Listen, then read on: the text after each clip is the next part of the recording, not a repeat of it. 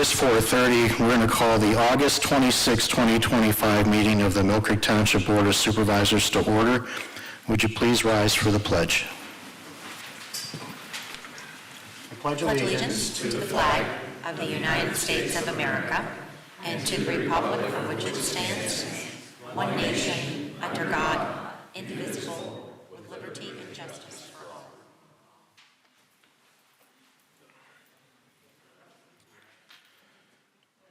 Item 3 on our agenda is a citizen recognition of Mr. Timothy Shuttleworth. I'll turn that over to Mrs. Claire. Here, let me do this. Is Timothy here today? Oh, wonderful. Timothy, would you mind coming up here to the front dais? Or is that total embarrassment? Okay.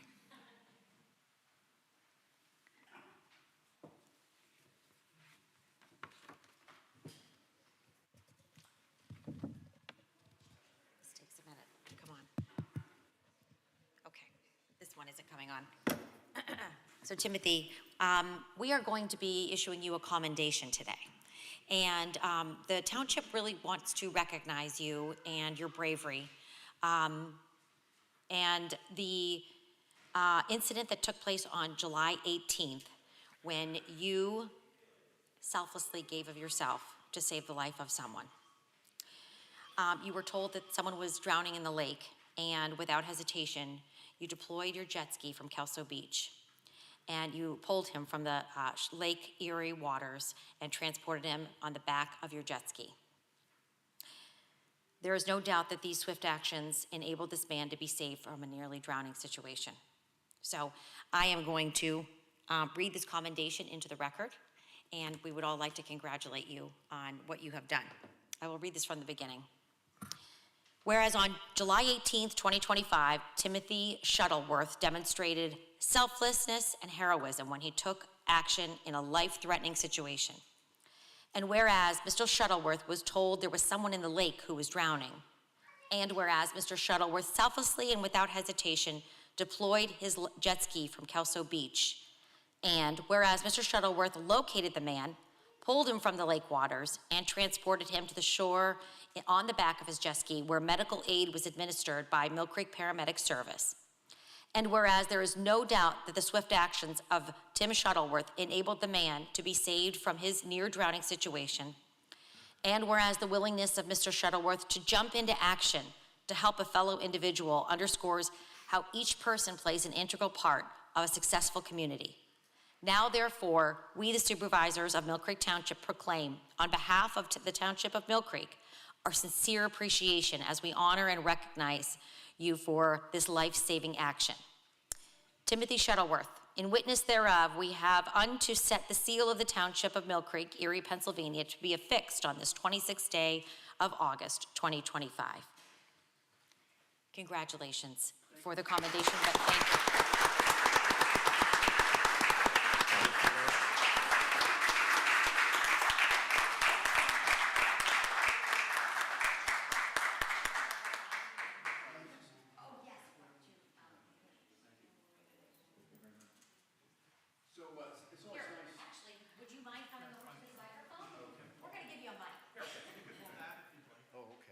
Easy.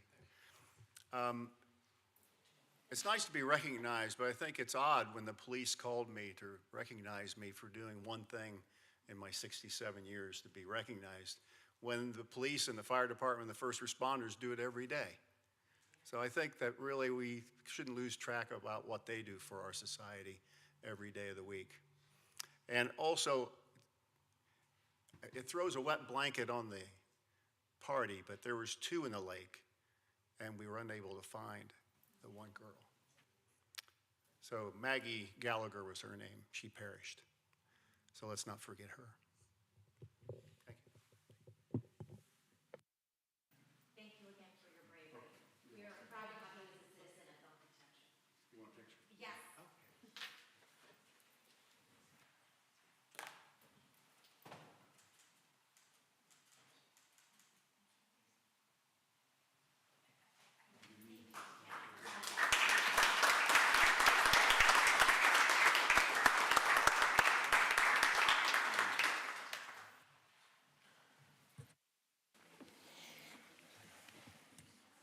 the microphone didn't work there. Is there any public comment on agenda items other than development or rezoning applications?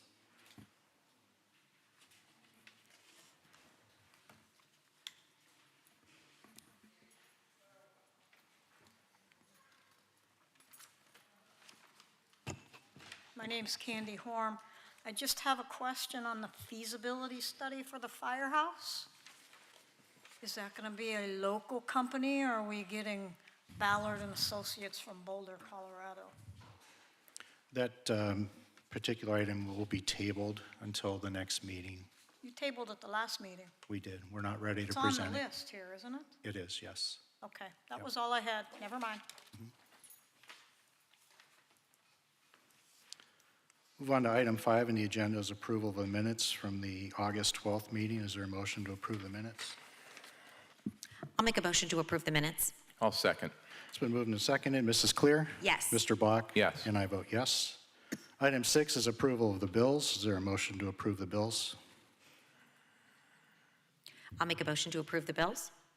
I'll second. It's been moved and seconded. Mrs. Clear? Yes. Mr. Bach? Yes. And I vote yes.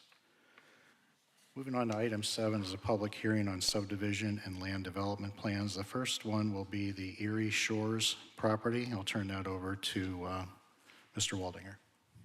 Thank you very much. Yes, the first item is Erie Shores Properties.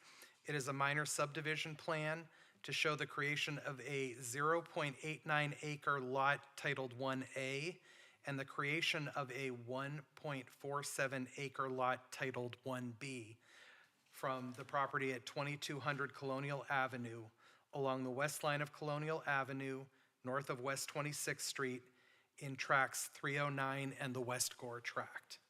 And at their regular meeting of Tuesday, August 5th, 2025, the Mill Creek Township Planning Commission recommended approval of this subdivision and noted that approval would require the board to grant the following modification: that Lot 1A and Lot 1B exceed the maximum depth to width ratio of 3:1. Okay, thank you. Okay, we'll go ahead and open up the hearing. Is there someone here to speak on behalf of this subdivision?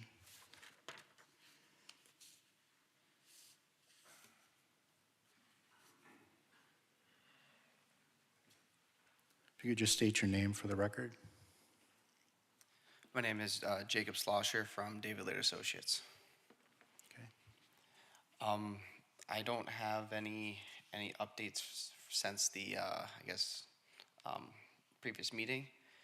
It was all just kind of tabled on the modification. If you guys have any questions or comments, I'll try to do my best to answer them. Okay. Any comments or questions from the board? Okay. No. All right, thank you, sir. Anyone else here wishing to speak on this particular minor subdivision plan? Okay, we'll go ahead and close the hearing. Thank you, sir. I'll be up here for the next two, so Oh, okay. All right, is there a motion to approve this minor subdivision plan? I'll make a motion to approve the plan. I'll second. Okay, it's been moved and seconded. Mrs. Clear? Yes. Mr. Bach? Yes. And I vote yes. Next item is 5942 Peach, a land development plan. Mr. Waldinger?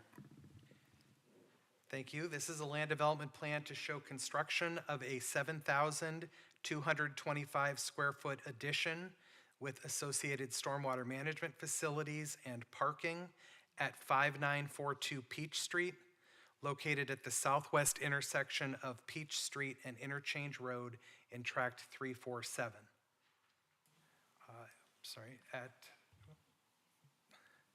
At their regular meeting of Tuesday, August 5th, 2025, the Mill Creek Township Planning Commission recommended approval with the following: the requirements that the two lots on the property be combined as the proposed addition would cross the property line, and that they provide the acres to be developed on the application.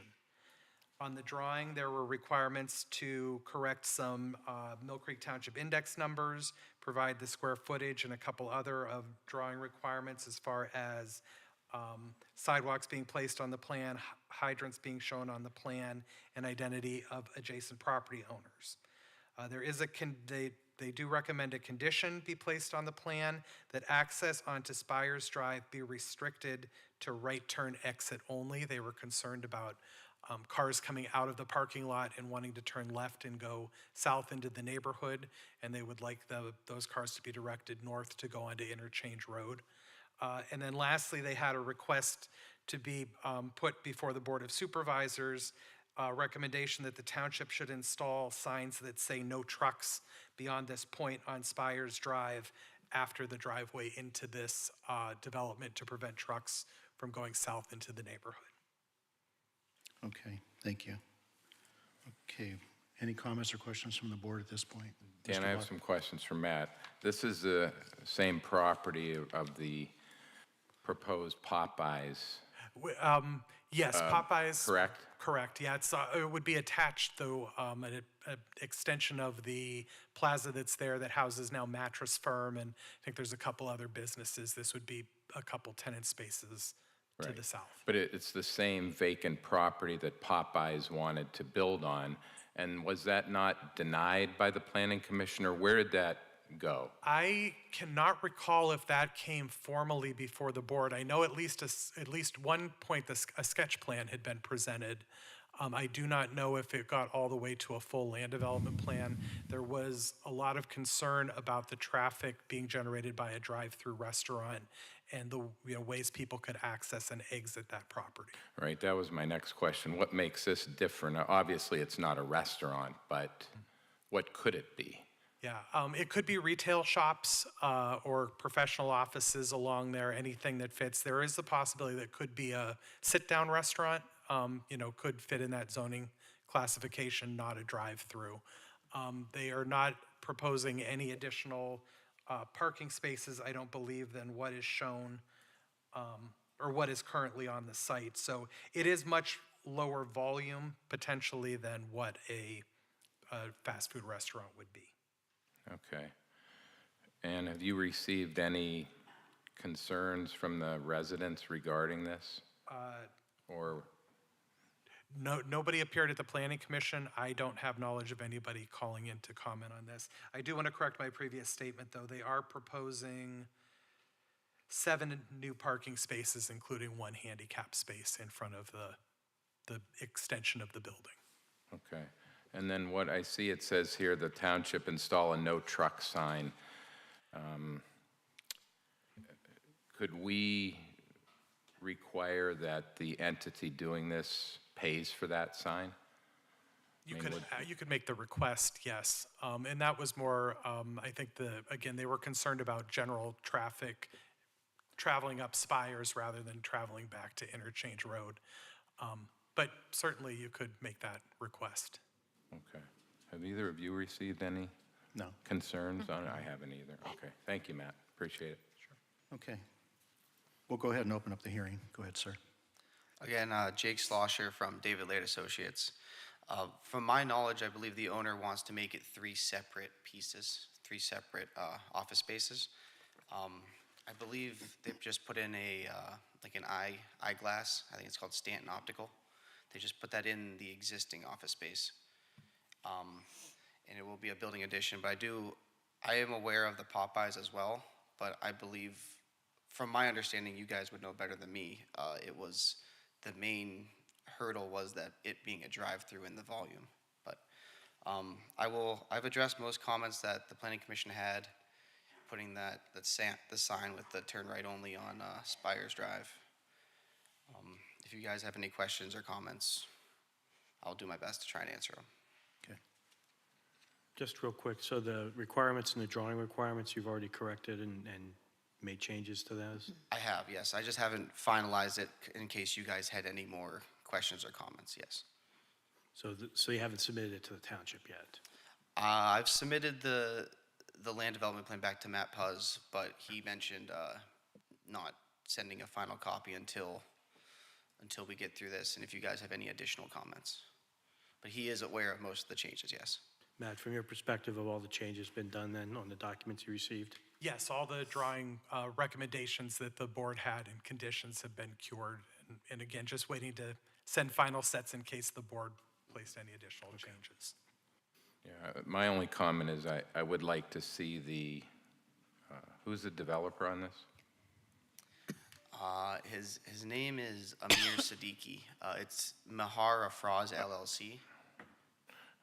I would like to see the developer pay for any signage that would be required due to just the nature of that area with, and we all know you can put up signs, but maybe or maybe not, people will obey them, but at least we can require them to share the, or to, have the expense of putting up the signs. So that would be my only comment.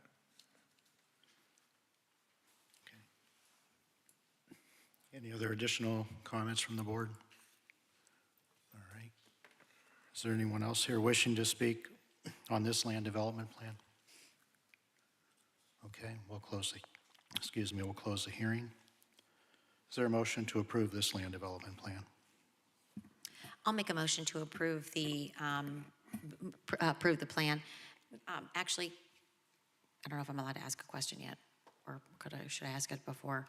Should we add in, Jim, so with the amendment of the owner will pay for the signage for right turn only leaving the property? Okay, yep. And the truck, and the no truck sign. Whatever signage it would be, I guess, evaluated by Jeff Tenney in the traffic Okay. Bureau, whatever Jeff feels would be appropriate for the area. Yeah, from my understanding, the previous meeting, they mentioned a right turn only on the property, and then another sign in the right of way. But I can make sure, I'll forward that message that they both should be paid for by the owner. Okay. Okay. Thank you. Okay, so I'll add that then as an amendment. So I'll make the motion to approve with that addition. Okay, I'll second, Ken. Okay. Cheryl, you're clear on that verbiage? Okay, real Ish. good. All right, it's been moved and seconded. Mrs. Clear? Yes. Mr. Bach? Yes. And I vote yes. Next item is CDC, the 2025 parking expansion land development plan. Mr. Waldinger? Thank you.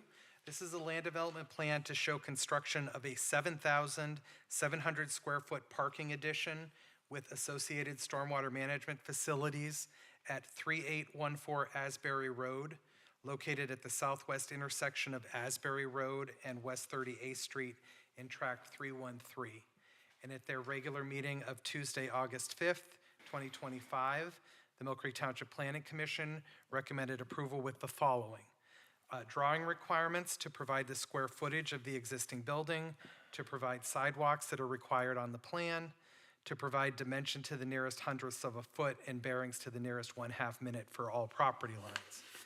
In addition, they recommended the following condition, that access from the parking lot in front of the building is restricted onto west at 38th Street to be an exit only, and that the developer changed the direction of the parking lot lines in the North Asbury Road entrance to discourage entering the parking lot from West 38th Street.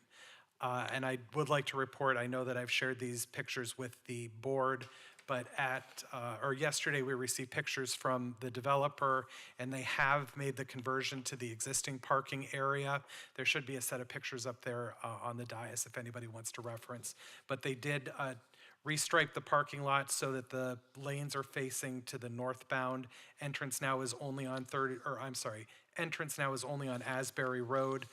Cars travel through to the north and then exit only now out onto 38th Street. So they did make that requested change. Okay. Any questions for Mr. Waldinger? Okay, we'll go ahead and open up the hearing. Jay? Again, yeah, Jake Slosher from David Laird Associates. This is a parking addition, and it adds a extra regress into Asbury Road. Again, we had a lot of comments from the Planning Commission. We got most of those addressed. The developer, they addressed the comment of angling the parking, and I believe they said that they're waiting on the signs, but they're ordering those soon. So. Okay. Board have any comments? All right. Anyone else wishing to address the board on this topic? Okay, we'll go ahead and close this hearing. Is there a motion to approve this land development plan for 3814 Asbury? I'll make that motion. And I'll second. It's been moved and seconded. Mrs. Claire? Yes. Mr. Bach? Yes. And I vote yes. All right, thank you. Thank you. Next item up is a land development plan for Burger King at 2872 West 26th Street. Mr. Waldinger. Thank you. This is a land development plan to show the demolition of the existing building and the construction of a 3,582 square foot eating and drinking establishment with associated stormwater management facilities and parking at 2872 West 26th Street, located at the northeast intersection of Peninsula Drive and West 26th Street in Tract 17. At their regular meeting of Tuesday, August 5th, 2025, the Mill Creek Township Planning Commission recommended approval of this land development plan. Okay, we'll go ahead and open up the hearing. Mr. Sanford? Good afternoon, Mike Sanford, 4721 Atlantic Avenue. And I'm sure you saw the minutes from the Planning Commission meeting, but I'll just quickly go through the highlights of the plan. Burger King wants to remove and replace the restaurant. It'll be, similar size, a little different, but really the biggest change is they want to have a dual drive-through. Right now, they only have one, so they want to have two.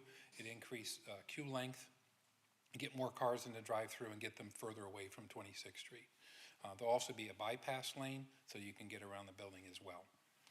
Also, right now, the site's probably 100% concrete. There's almost no green space. And with this redevelopment, they're going to open up quite a bit of perimeter green space, trees and shrubs, and also some inside the parking lot as well. The existing driveways will remain as is from Peninsula and 26th Street, and all the sidewalks currently exist as well. We did go to Zoning Hearing Board and received approval to relocate the flagpole because it's a little taller than your ordinance requires. So they want to keep it. We're just going to move it a little bit to accommodate the redoing of the parking lot. But we're not aware of any other modifications or variances. Thank you. Okay. Does the board have any comments or questions for Mr. Sanford? No. Okay. Is anyone else here wishing to speak on behalf of this Burger King land development? Hearing none, we'll go ahead and close the hearing. Is there a motion to approve? So moved. I'll second.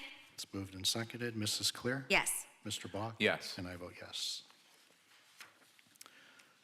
Item 8 on the agenda is a conditional use application for the Mill Creek Township School District for property at 901 West 54th and 1001 West 54th Street to install new electronic message centers.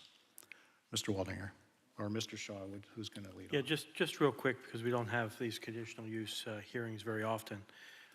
Procedure generally is the township presents the application and what the planning commission recommendation was. Then the party seeking the conditional use presents their position.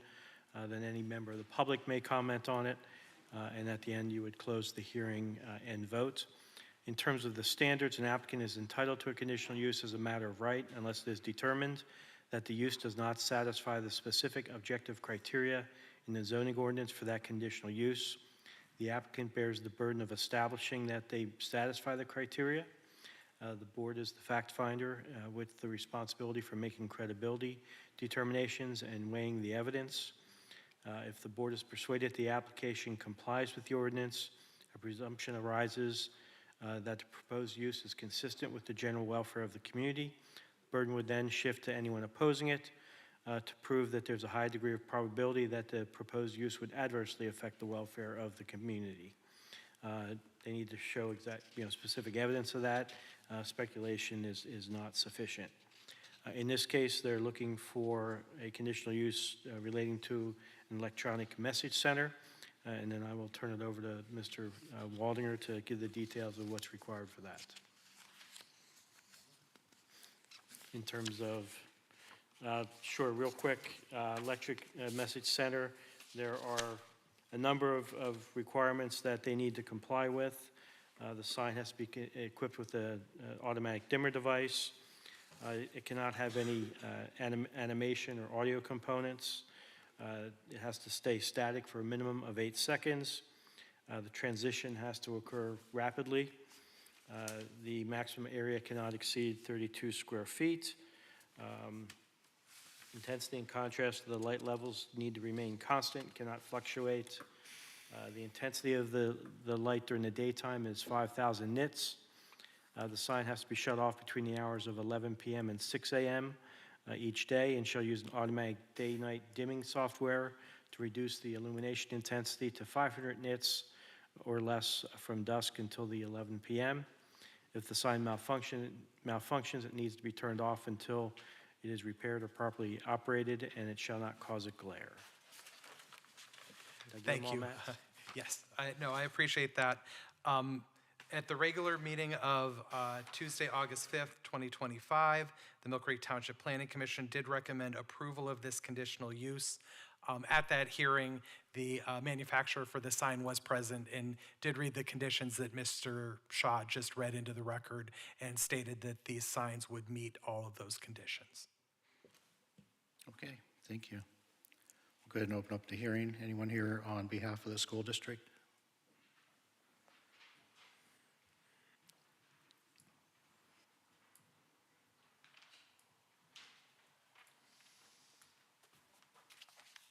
Good afternoon. Aaron O'Toole with the school district. As everybody has stated, we went through zoning and planning commission as a result of the sign size and following with code in terms of the planning commission and making sure that the sign's allowed. Essentially what we are doing is we're replacing an existing sign that is already in place at Chestnut Hill, and we're making it a digital marquee that will resemble exactly what is already in place for McDowell and MIHS. We already comply with the conditions that we need to for code compliance with those signs, displaying that we have the ability to comply for the future signs. In addition, we're adding one to J.S. Wilson. There is no marquee at J.S. Wilson at all to signify the building, the school itself. And the reason why we were asking for a larger sign is the sight lines associated with that, and we presented those at the earlier meetings as well, indicating that larger sign would be better for our individuals looking for that messaging coming from the sign itself. Any questions I can answer at this time? Aaron, where's the JS sign going to go? It's going to How be is on it going to face? Is it going to face? 54th there, you're going to be off of that road. Is Okay. that what you're asking? Not around, I can't remember what the other road is, wrapping around there. But yeah, it'll be on the, I think it's 54th, or yeah. I'm trying to look at the diagram, but it's hard to see. And it will be, like, as you're going from Chestnut Hill, and what is that, moving It looks further like south?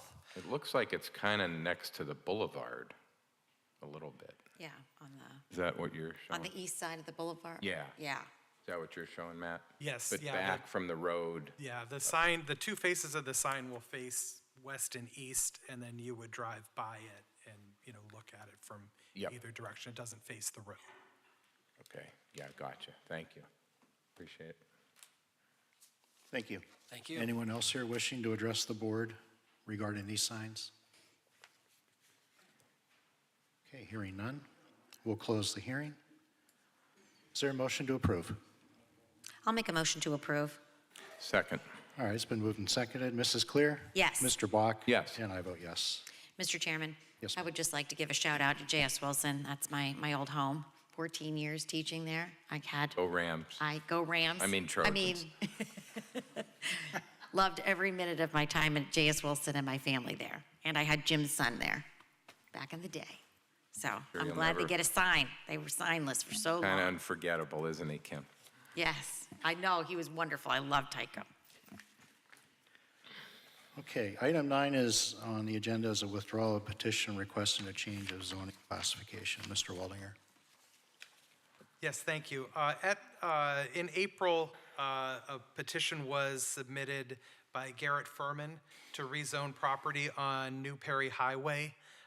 That was presented to the Planning Commission in April and was scheduled to come before the Board of Supervisors at the May 13th meeting. At the May 13th meeting, Mr. Furman appeared and asked that the board table the potential rezoning because he had some clients that were looking to purchase the property, and they may not be interested in the zoning change. They may want to use the property the way that it is currently zoned. Since then, he's asked us to continue to table that motion as he has worked out the details, and he has finally notified us that he has in fact closed on the property with a new owner. They are no longer interested in seeking a change of zoning, and so he has officially requested that we withdraw his petition. And so at this time, I would recommend that the board do so, and Mr. Shaw, if you had some input. Yeah, I would just say simply a motion to accept the withdrawal of the request would be sufficient. Okay. Can I have a motion to that effect? I'll make a motion with an acceptance to withdraw. I'll second. It's been moved and seconded. Mrs. Clear? Yes. Mr. Bach? Yes. I vote yes.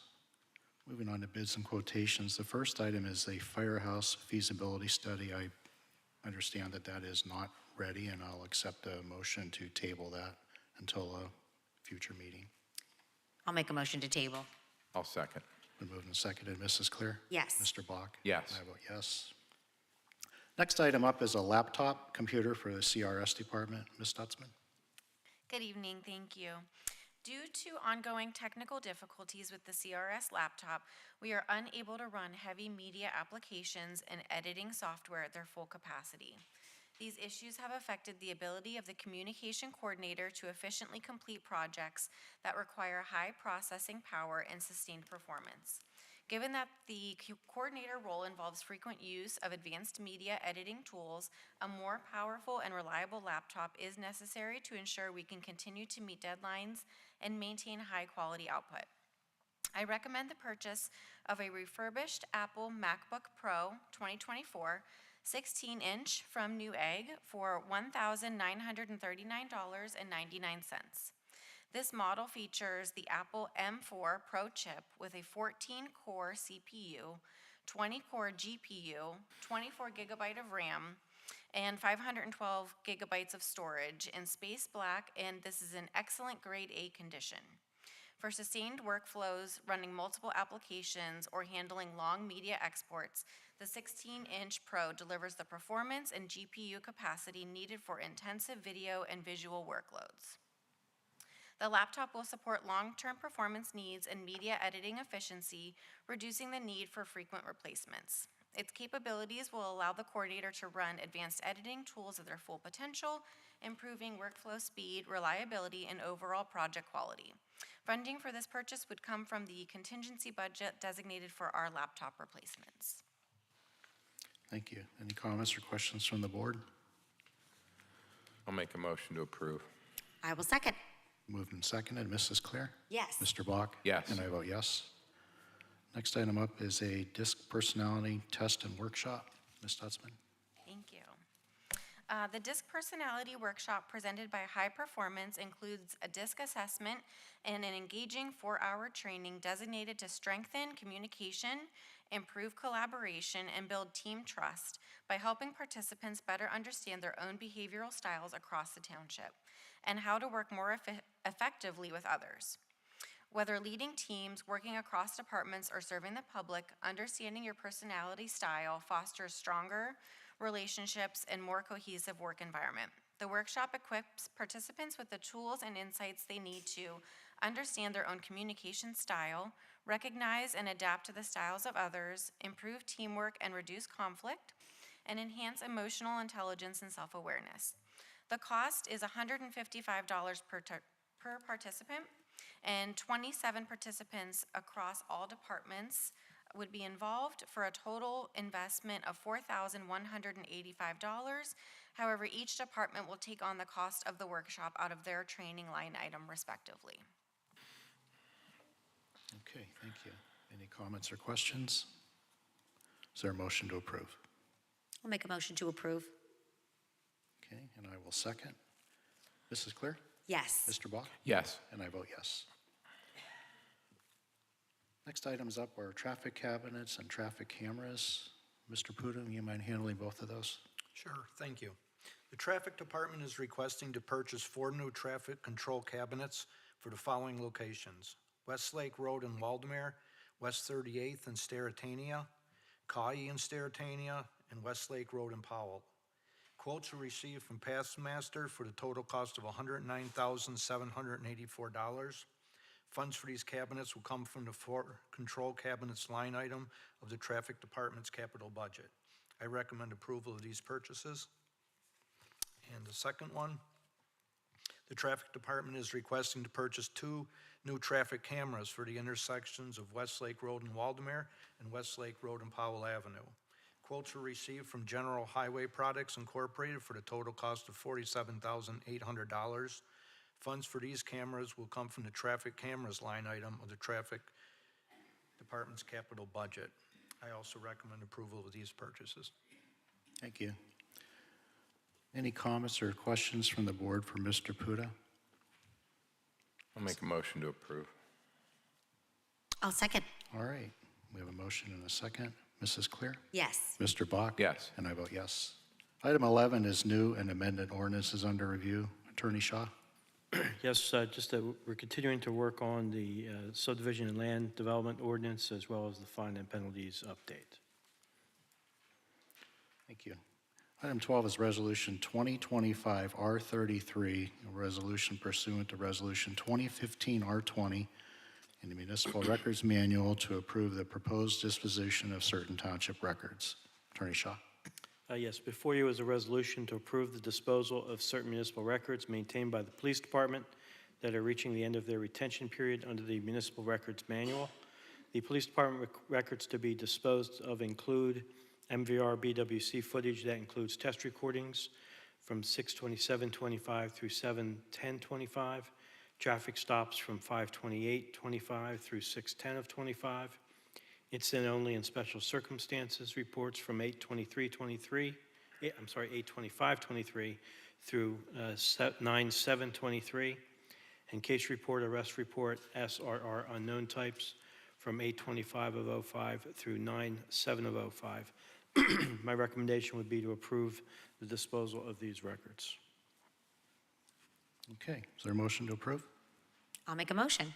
I'll second. Moved and seconded. Mrs. Clear? Yes. Mr. Bach? Yes. I vote yes. Item 13 is Resolution 2025 R34, a resolution to authorize the exoneration of taxes assessed against mobile homes or invalid parcel numbers from which a mobile home was removed and deemed to have no value by the Erie County Bureau of Assessment to an extent rendering them worthless. Attorney Shaw? Yes, before you, as you indicated, Resolution 2025 R34, authorizing the exoneration of real estate taxes for 49 mobile homes that in the township that were recently removed from the tax rolls or had invalid parcel numbers. The township taxes to be exonerated for all 49 mobile homes range from the years 1997 through 2024, with a total of approximately $8,984.09. Attached to this resolution is the listing of all the individual mobile homes, which I will not repeat here. Thank you. I would recommend approval of this resolution. Okay. Any comments or questions for Attorney Shaw? I'll make a motion to approve. I'll second. Moved and seconded. Mrs. Clear? Yes. Mr. Bach? Yes. I vote yes. Item 14 is a financial security request for Starbucks KDP Erie LLC developer. Mr. Waldinger. Thank you. The developer for Starbucks, which is KDP Erie LLC, has requested release of their financial security for the project. After review, all required public improvements have been inspected and approved. In front of you, there is a letter from GPI, Greenman Peterson Incorporated, our contracted third-party stormwater review engineer, stating that the project has been constructed to township standards with certain notes attached to that, but has been approved by the township engineer. Sidewalks have been inspected and approved, as well as all of the plantings required for the development have been placed. So at this time, again, there's also a form in front of you signed by Township Engineer Robert Rodemoyer, recommending release of the security for the Erie Starbucks. That form of security was First National Bank check number 101, and the release amount would be $121,447.04. So the Township Engineering Department recommends release of that security.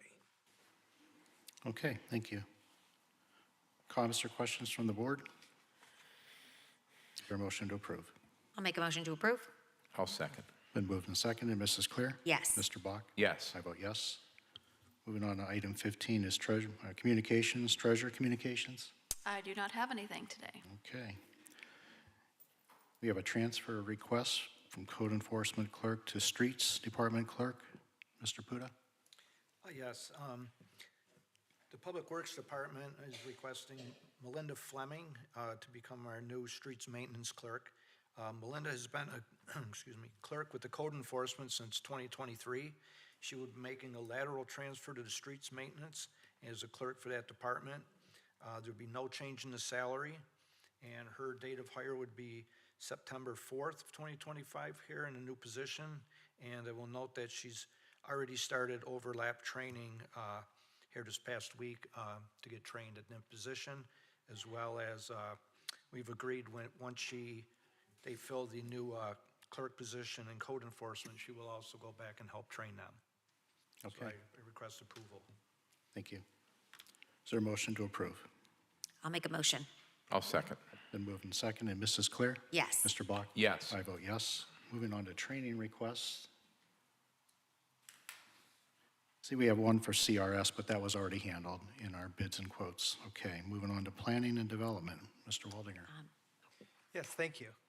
I would like to request permission to attend the 2025 Pennsylvania chapter of the American Planning Association Conference, which will be held from October 12th through 14th in Harrisburg, PA. The registration fee for chapter members, which I am, at the early bird price is $390. There may be small additional fees for mobile workshops if chosen during registration. If there are some of the sessions that are outside of the building, like out in the community, sometimes they charge a transportation fee for those of, anywhere from $20 to $25. Price for the hotel and parking is approximately $650, and per diem is $258. I am requesting the use of a township vehicle for travel. My attendance at this conference is a budgeted expense with $390 to be paid from the planning and development training line item and $908 from the travel line item. Okay. Is there a motion to approve the training as requested? I'll make a motion to approve. I'll second. Okay, it's been moved and seconded. Mrs. Clear? Yes. Mr. Bach? Yes. I vote yes. We have a CRS report. Ms. Stutzman? Thank you. I'd like to take a moment to recognize and celebrate the successful completion of our first ever compost student internship program held this summer at the Milfair Compost Center. Our intern, Elise Hope, a dedicated and enthusiastic student, brought incredible energy and professionalism to this role. Throughout the summer, she worked closely with our staff, who were consistently impressed with her initiative, creativity, and commitment to environmental stewardship. To wrap up her internship, she delivered a comprehensive PowerPoint presentation that highlighted several key findings and contributions. Among them was a direct carbon impact report where she calculated that composting 5,000 tons of leaves at the Milfair Compost Center could reduce greenhouse gas emissions by up to 1,900 metric tons of carbon dioxide, equivalent compared to landfilling the same material. This finding powerfully reinforces the environmental value of composting and its role in climate action. She also tracked average compost windrow temperatures, which ranged from 110 to 150 degrees Fahrenheit. These fluctuations were influenced by both daily weather conditions and when the piles were turned by operators. For composting to be most effective, temperatures should generally be maintained between 130 to 160 degrees Fahrenheit. This range is crucial to ensure that organic material decomposes properly and that pathogens and weed seeds are destroyed, resulting in safe, nutrient-rich, finished compost products. Temperatures below this range may slow decomposition, while temperatures above it can inhibit microbial activity. In addition, she created a series of informative and visually engaging social media graphics and videos, which helped us connect with the community and share our composting mission more effectively. We're proud to share that our intern will be continuing her environmental journey this fall at Gannon University, and we wish her every success in her academic and professional future. And finally, based on the success of this year's program, we plan to offer this internship opportunity again next year to other students interested in sustainability, environmental science, and hands-on experiences. Thank you to everyone who supported this initiative, and please stay tuned for more opportunities to engage with the Compost Center. Thank you. Next item is executive session. August 14th, personnel matters related to the police department, fire department, and administration. Litigation matters related to the right-of-way dispute. State court litigation and easement dispute. And real estate matters related to parks and rec facilities, paper streets, and public safety. On August 20th, public safety matters related to the fire department and police department. Personnel matters related to the fire department, police department, and administration. Litigation matters related to the right-of-way dispute, state court litigation and easement dispute, real estate matters related to parks and rec facilities, paper street, and public safety. Anything for solicitor communications? Nothing further, thank you. Okay, that takes us on to item 16, citizens to be heard. Anyone wishing to address the board?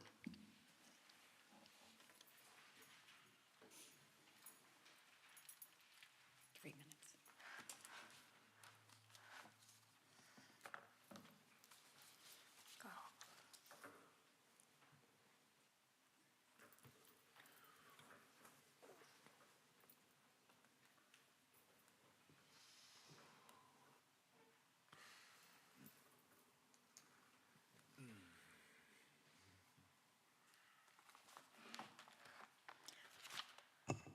Oh, wait, let me set my phone.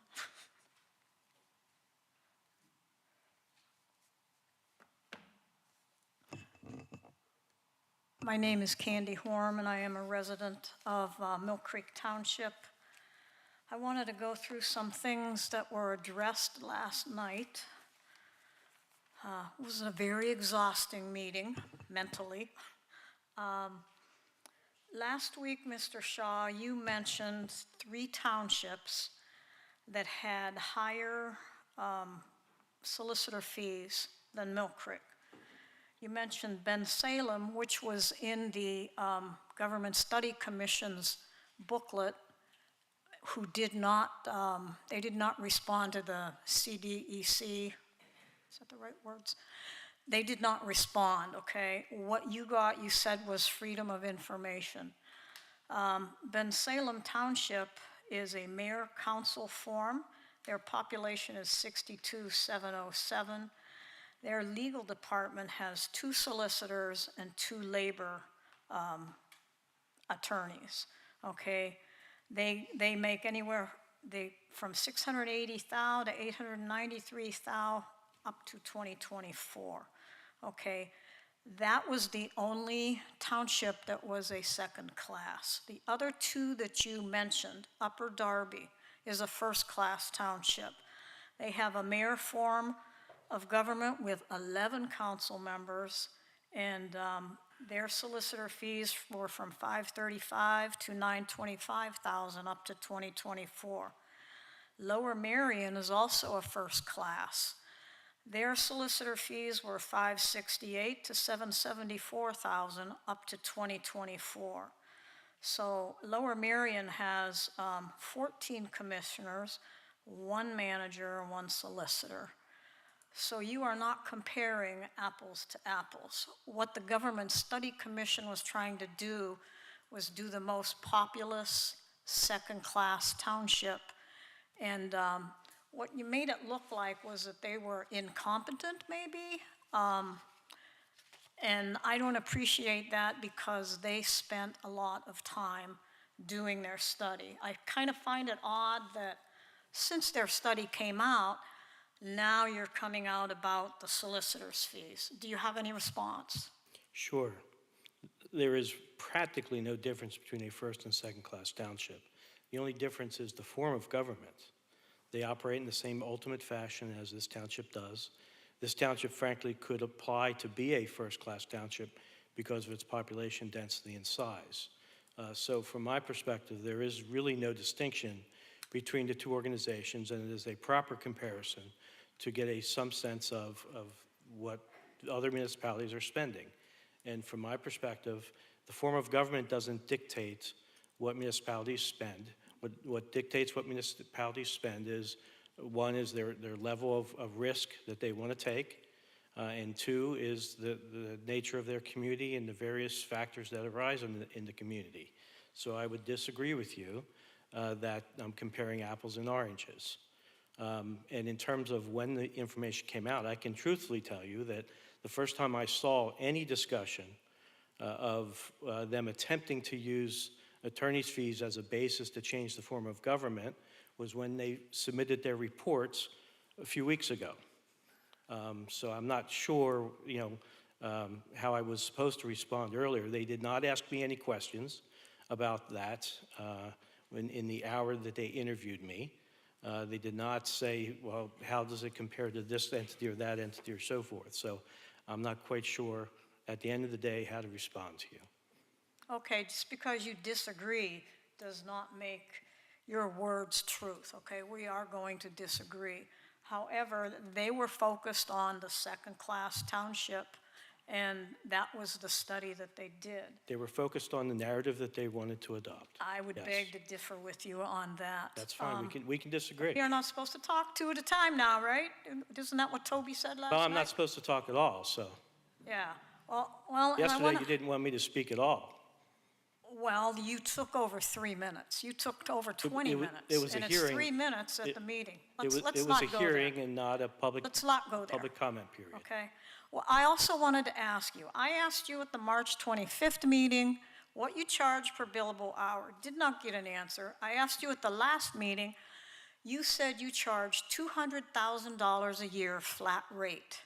I still didn't get an answer. How do you know when you hit 200,000 if you're not billing by the hour? And you have made, according to this report, I still have minutes because I hit my phone when he was answering. According to this report, you made your average, no, let's go with the higher one, $3,354,709. You know, that's a total of from 2019 to 2024. Each year, 2019 was $735,366. 2020, $595,709. 2021, $743,833. 2022, $753,016. And 2020, that was 2022. 2023 was $626,785. So when you hit that 200,000 flat rate, how are you billing? If you're making over 200,000, it has to be an hourly rate. Is there some reason you don't want to give me a number? Because this is the third time I've asked. Em, I don't remember it off the top of my head. It changes every year. But the way it is structured is there's a basic fee, which is a flat rate, regardless of how much time we spend one way or another on those matters. And then there are items that are out of scope that are billed hourly. And it depends on the nature of the type of work as to what that hourly rate is. And it depends on the attorney who's working on it, what their hourly rate is. So it's difficult for me to give you a specific hourly rate. Well, And I'm not the only one that works on this, on Mill Creek Matters for the township from my law firm. There are at any other times 4, 5, 6, 7 people that do various work because they have various specialties, including labor, that do work for this township. and according to Ms. Clear, we have like 20 to 30 solicitors working? That's what you said in March.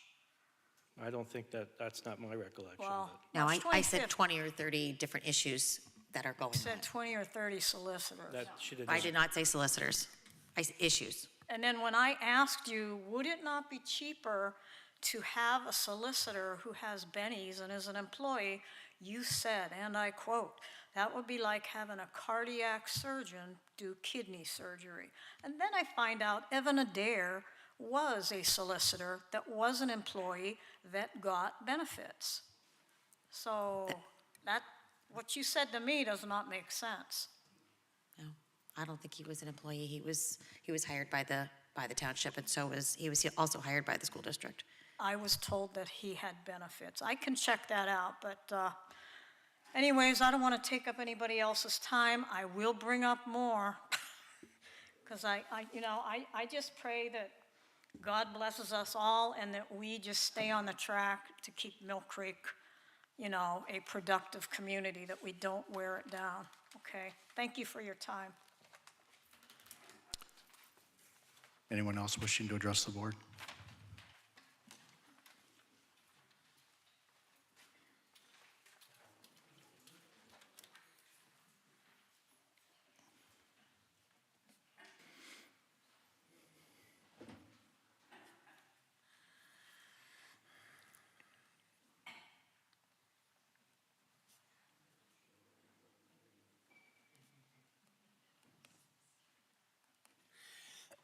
I just had one question. My name is Bob Gerlach. Mr. Solicitor, what's the difference between, first of all, what's the difference and what's the benefits from a second-tier township to a first-tier township? If it's, like you said, you come across like it's no different. The only real difference, frankly, is the form of government. So if we become a township, If we'd become a first-class township, we would have to switch to their form of government, which I believe is a mayor-council system. so if we do, this next election, we're gonna vote on a manager, per se, instead of 3 supervisors. Does that become a first? No, that doesn't convert us to a first-class township. We would still be a second-class township, but we will have adopted an optional form of government. Just so you understand, the second-class township, even without this government study, Yeah. the supervisors can decide to hire a manager. Sure. They can decide to put a vote in front of the citizens to go from 3 supervisors to 5. In fact, Yep. several of the municipalities that the government study identifies are situations where the Board of Supervisors have done that. They haven't changed the form of government. The supervisors have simply said, you know what, let's see if everybody wants to have 5 instead of 3, and let's hire a manager. Sure. And we're one of the last ones in this township, in this Pennsylvania, that have that. Yes, correct. Yes. Okay, thank you.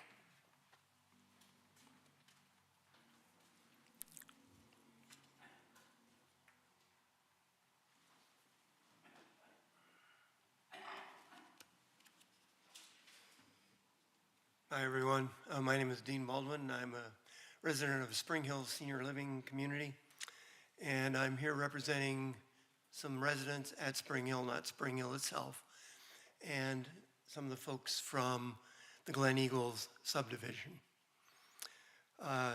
What we are proposing and asking is that the township take up a traffic study of the intersection between 99 or Edinburgh Road and the entrance to Spring Hill and Gulf Road. Everybody know where that is? It's now marked by a flashing yellow light. What we would eventually like to see is an actual stoplight at that intersection. And if a stoplight is not feasible or too expensive, perhaps a 4-way stop instead of the flashing yellow light, which is there now. By the way, just a quick diversion. On January 11th, about 40 residents of Spring Hill and Glen Eagles met at a Starbucks to talk with Supervisor Clear about this issue. And we had hoped that that number would be here tonight, but it's dinner hour at Spring Hill, and you don't interfere with elderly people's dinner. Second, Many of the people who were at that first meeting and who continue to be concerned about the traffic situation at that intersection are teachers or coaches, and school has just started and they are way too busy to show up here. So I just wanted to let you know that we're here today. There are probably about 15 or 18 of us here representing these two entities. One of the reasons that we are interested in a stoplight is that since that caution light was put in, I believe about the same time that Spring Hill was created in about 1990, the amount of traffic that goes north and south and east and west at that intersection has grown considerably. I obviously don't have the number, pardon me, but there's a lot of traffic on that road on 99, and there are a lot of us trying to get onto 99 from both directions.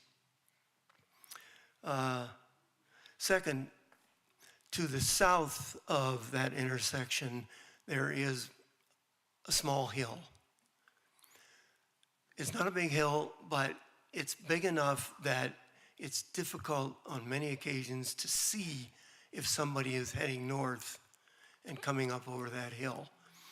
And I can add to that when they come up over that hill and down it, they are going way faster than 45 miles an hour.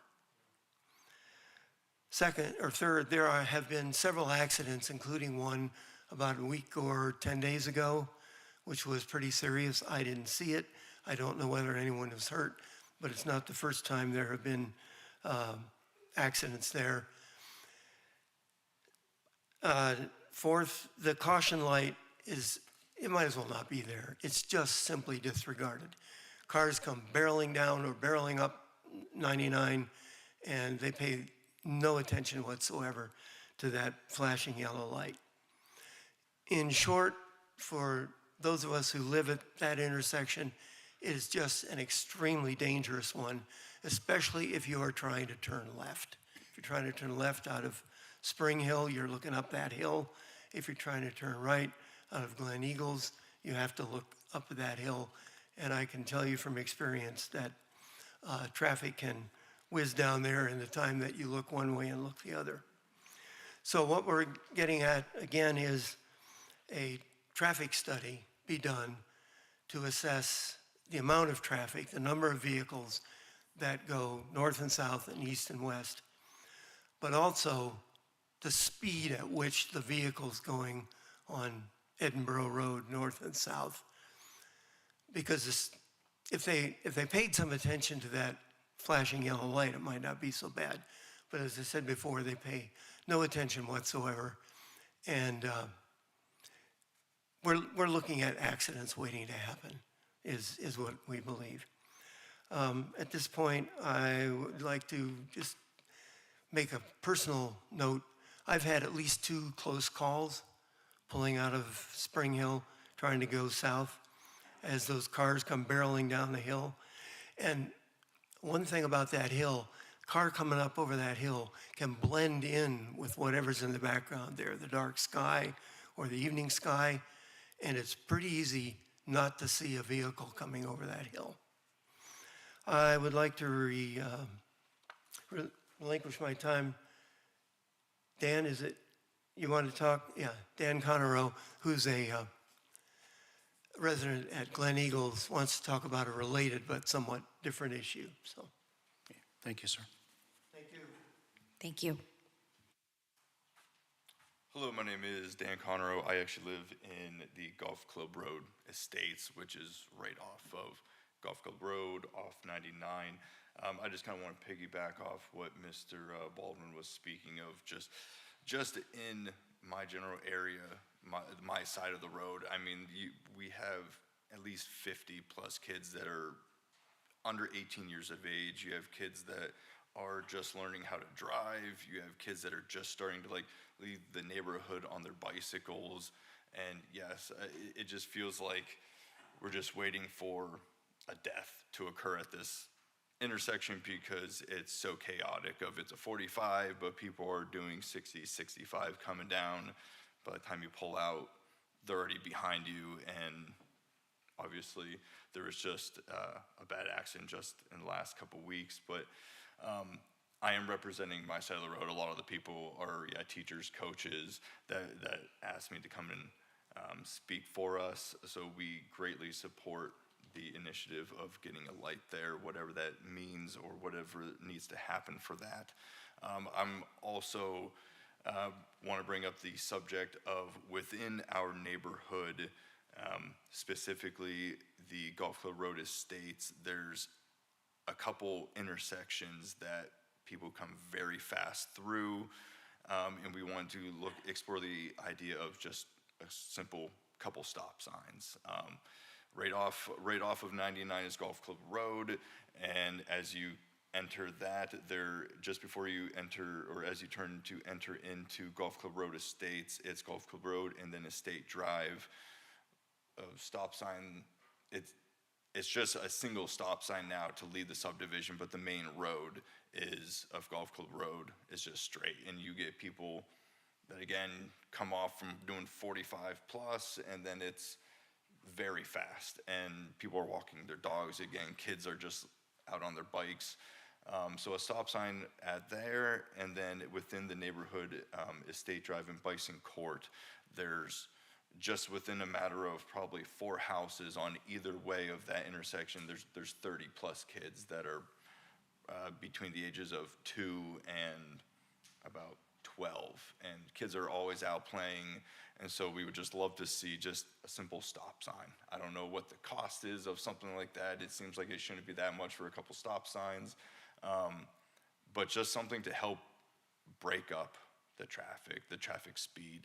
As it is, the speed for some reason within there's 25 miles an hour, which seems absurd for a very small, there's only about 75 houses just within that area, and so just kind of asking if it could be considered for just, that would be a total of about 4 stop signs, and then to explore the idea of the traffic study to get a light. So I didn't know if you guys are able to shed any light on what it costs or what it is to just simply get a couple stop signs, or if there needs to be a whole study for that, or how that works. I can, first of all, I want to thank you for coming to speak. I also know, because I know someone that lives on Golf Club Road, I know the amount of traffic that comes from that manufacturer building, the people that work there. Cap lugs. They use your neighborhood Absolutely. as like a throughway Yes. so that they can get onto Hershey. Why they don't just come out of that location, I don't know. A lot of them, I believe, drive around like on their lunch break.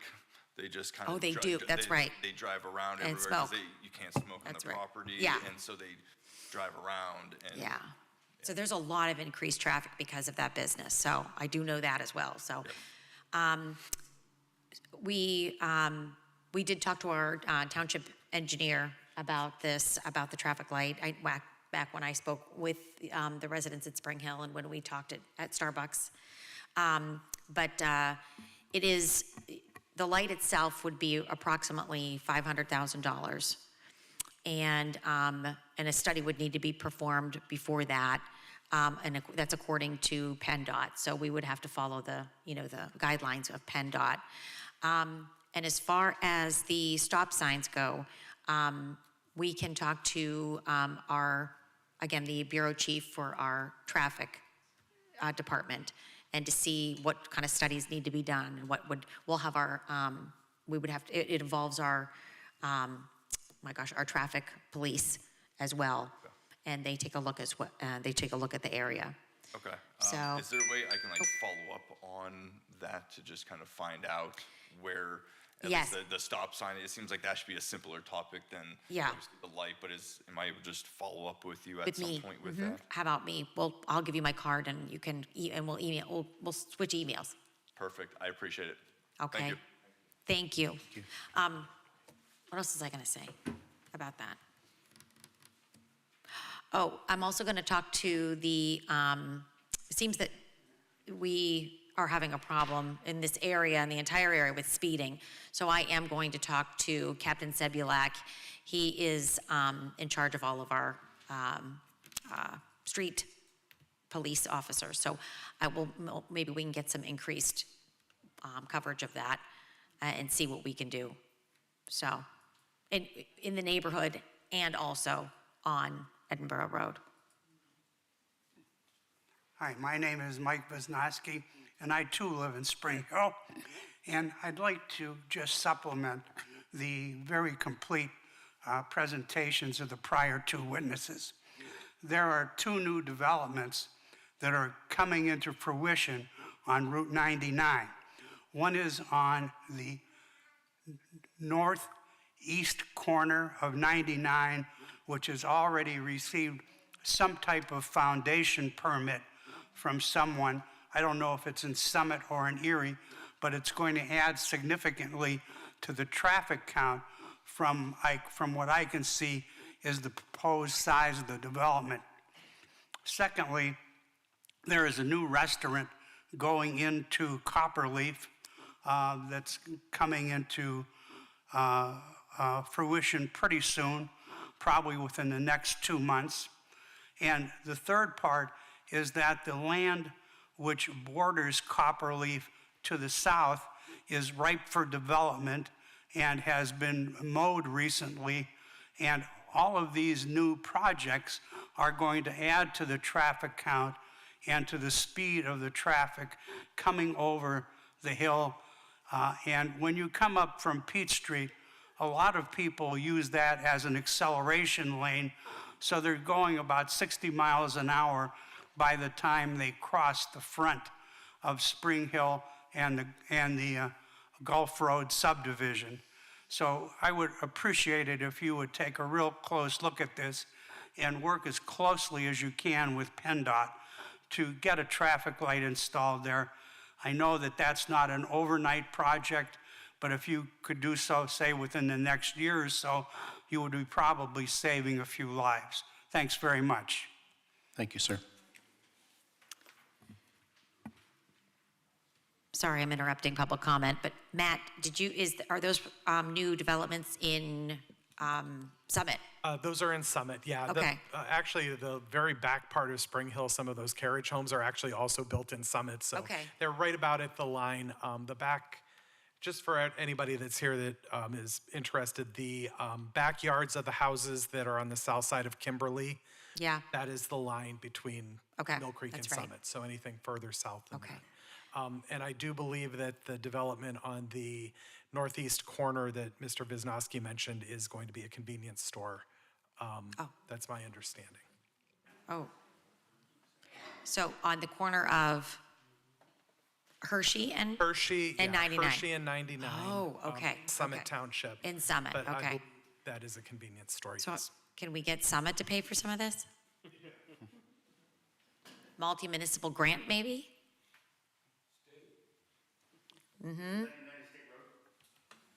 Yes, it is. But according to the rules of PennDOT, if you were going to be putting a light, even if it's within your municipality, you're required to pay for it. There's no sharing. PennDOT will not give you a dime. Could you approach Ryan Pizarro to see if we could get some road money to pay for a traffic light? Mr. Wisniewski is just asked, just that people at home can hear, could we ask Ryan Pizarro if maybe there could be some money through PennDOT grant? I'm sure is when usually that's how you would apply for any kind of monies, is you apply for a grant. But asking Ryan Pizarro to see if there's a line item that could be put in, not a bad idea. And Dan Laughlin. They're both very good to Mill Creek Township. Kim and supervisors, one of the things I suggested was, if a light is that expensive, what about a four-way stop? The electronics are already there, all you would need is a couple of signs to the south and the north of the intersection saying, four-way stop ahead, it would go much cheaper and just as effective. The question, just for people at home, was a four-way stop, or could that be considered? Go ahead. If I may, just for everybody's knowledge, it's been hinted around a little bit here or there, but yes, 99 is a state road. As Ms. Clear said, PennDOT does, put the onus on new signals onto the municipality. In addition, any changes to an intersection on a state road have to meet what PennDOT calls a warrant for any signal. I'm sure that the existing signal there, the blinker, north-south and the red east-west, a study was conducted, an application was submitted to PennDOT to approve that, and we had to meet all of their criteria.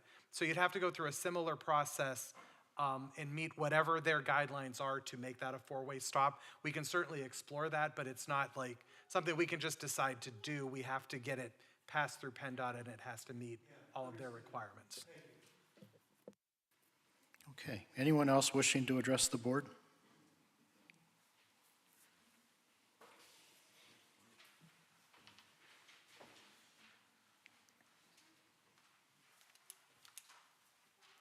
Juris Video, 1720 West Gore Road.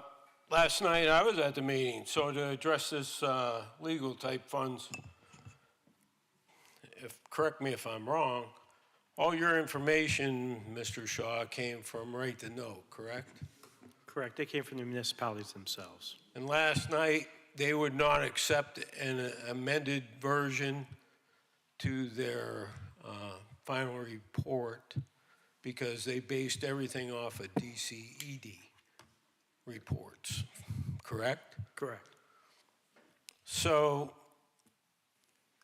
to me, they talk apples to oranges and all this nonsense. The current cost to the townships, you didn't make your numbers up. And DCED, I don't know how old they were. So I don't know if that was a requirement for them to follow that. I kind of didn't get to answer or question that last night.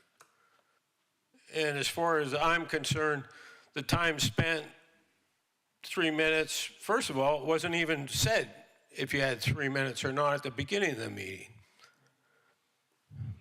I was there. And, another thing is the current cost of the government that's currently in place in example. They want to use examples. In Cranberry Township, it's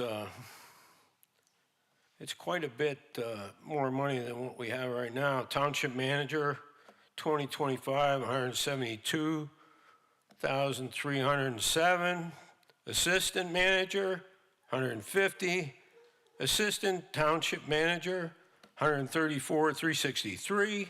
Assistant township manager, 133,908. Executive secretary, 59,779,000. Assistant executive secretary, 43,846. And I would call it the councils. There's 5, I believe, there at $4,374.75. So you're looking at, I don't know if there was 3 or 4. So you're possibly looking at another 20,000. I think it comes right around $757,000. That's just for salaries. That's not benefits. There is a chart. I should have brought it tonight. I should have passed it out at this meeting.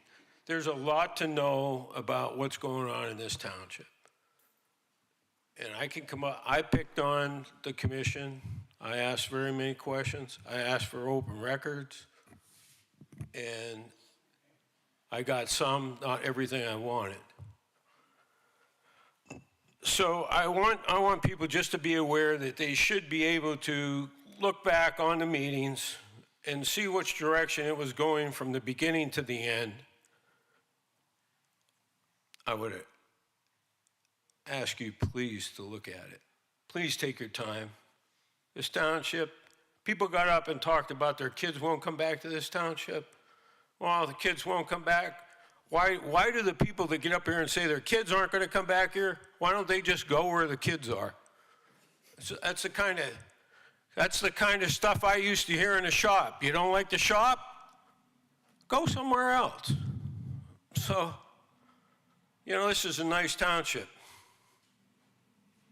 Since 2016, a lot has changed in this world. And I'm sorry to say that it's so sad that it has become that. The mentality in this country has gone to shit. Excuse me. I said that before. I apologize for saying shh. But come on, we got to wake up. This is reality. This ain't some dream world. We got a great township with a lot of good people working here. It may not be perfect, but I haven't seen perfect yet. Maybe when I get to heaven after purgatory, I'll see it. So thank you. Thank you for your time. I had something else to say, but I rambled too much.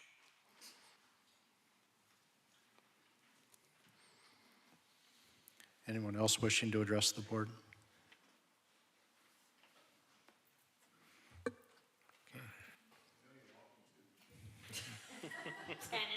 Dan, I want to make a motion to adjourn right now.